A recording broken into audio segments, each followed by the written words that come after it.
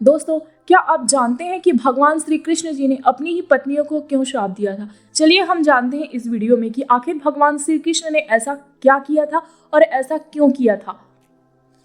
श्री कृष्ण अपने प्रेम और अपनी लीलाओं के लिए पूरे विश्व में प्रसिद्ध हैं, लेकिन क्या आपको मालूम है दोस्तों कि श्री कृष्ण को जो सबसे ज्यादा प्रिय था उनकी 16,000 पत्नियां, जो दिन रात उनकी भक्ति में लीन रहते थे।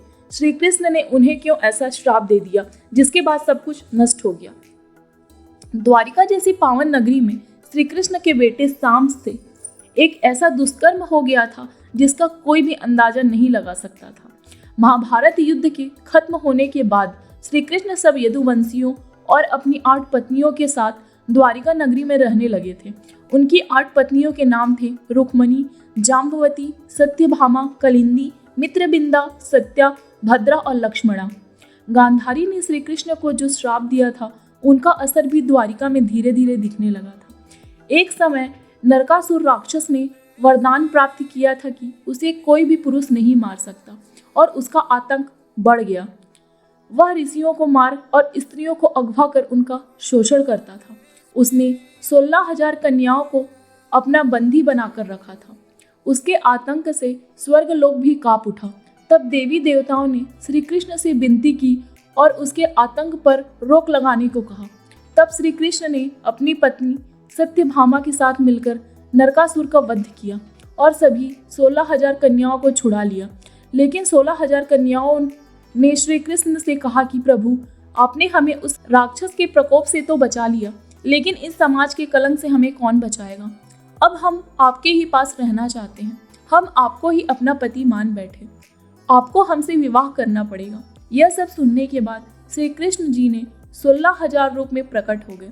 16,000 कन्याओं से विवाह कर लिया, परंतु श्री कृष्ण ने केवल उनसे विवाह ही किया था। उन्हें अपनी अर्धांगिनी के रूप में स्वीकार नहीं किया था। अब ये 16,000 पत्नियां द्वारिका में ही श्री कृष्ण की भक्ति कर अपना जीवन बिता रही थी।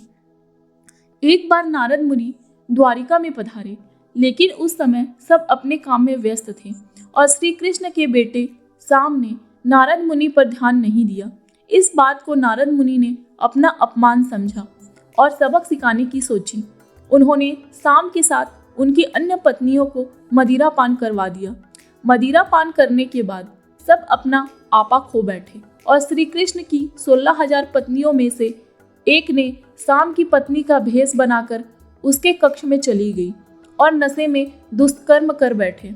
जैसे ही श्री कृष्ण को यह बात पता चली तो श्री कृष्ण ने शाम को कुष्ठ रोग से पीड़ित होने का दंड दिया।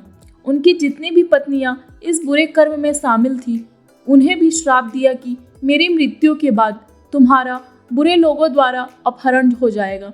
फिर गांधारी के द्वारा दिया हुआ श्राप अपना कहर दिखाने लगा और धीरे धीरे यदुवंशियों की आपस में लड़ाई होने लगी।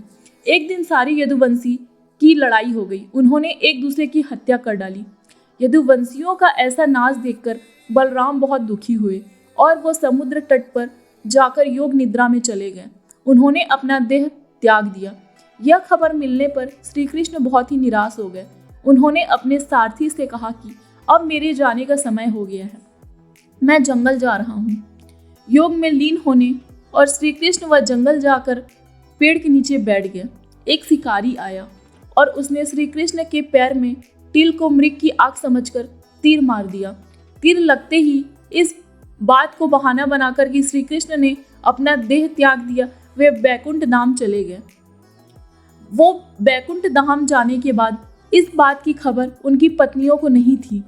जब अर्जुन श्री कृष्ण से मिलने द्वारिका पहुंचे तो उन्होंने वहां का हाल पता चला।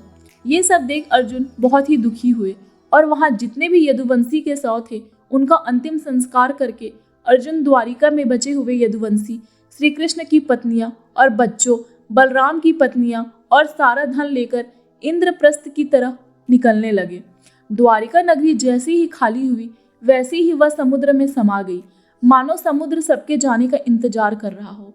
ये भी श्री कृष्ण की ही लीला थी।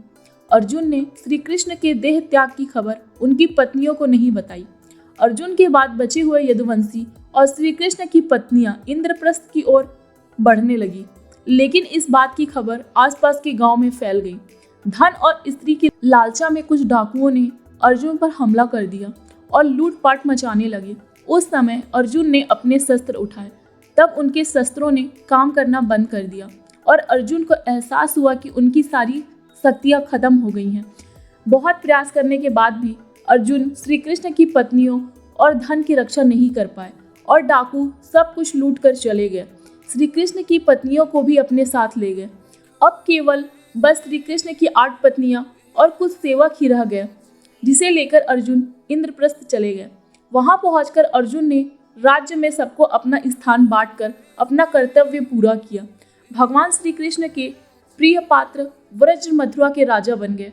इसके बाद अर्जुन ने भी श्री कृष्ण की पत्नियों को श्री कृष्ण के देह त्याग की बात बता दी, जिसे सुनने के बाद रुक्मणी, जो कि माँ लक्ष्मी का अवतार थी, उन्होंने अपनी शक्तियों से अपना देह त्याग दिया और वह भी श्री कृष्ण के पास वैकुंठ धाम चली गई। जमनावटी में भी अपने प्राण त्याग दिए और सत्यभामा और बाकी पत्नियां जंगल में तपस्या के लिए चली गई और वह वन में केवल फल और पत्तियों का भोजन करती थी और श्री हरि की आराधना करती थी और समय आने पर श्री हरि में विलीन हो गई। तो ये है दोस्तों, इसी कारण से श्री कृष्ण भगवान ने अपनी पत्नियों को श्राप दिया था।